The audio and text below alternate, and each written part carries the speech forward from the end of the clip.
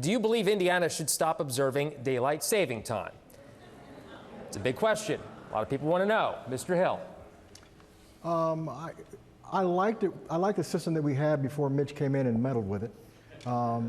I think now we're at a point where I don't know that it matters that much. I think the thing that matters most to me is that we got to have Indiana on one time.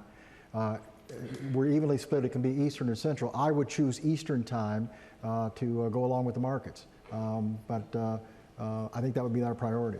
Okay. Mr. Hill, thank you. Mr. Chambers, 30 seconds. I've heard the same thing as I've traveled the state. You just have to sit down and talk to small, medium-sized businesses and all businesses, really.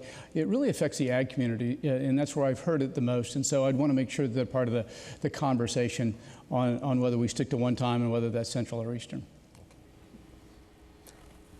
Ms. Crouch. Someone who lives in Indianapolis during the week and then travels to Evansville every weekend because that's where my home is, it's where my husband is, and don't feel sorry for him, he loves the arrangement. But I go from Central to Eastern time all the time.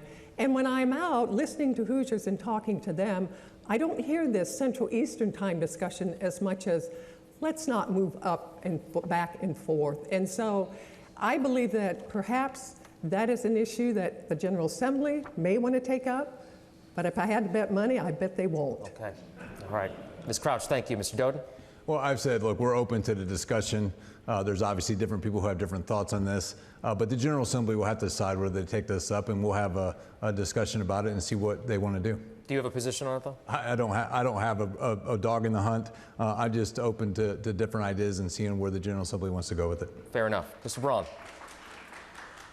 So I've been visiting all 92 counties for the 5 years I've been a senator, and that topic comes up all the time. And it's two different issues. We're technically in the Central Time Zone. That zone would be way over on the east side of Indiana, if not in Ohio. But we always oriented towards East Coast due to business. Business is moving to the south and southwest.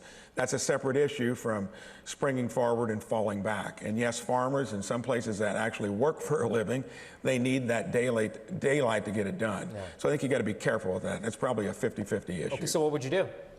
I would be more apt to get rid of changing your clocks than I would be the time zone. Okay, all right. Candidates, thank you very much.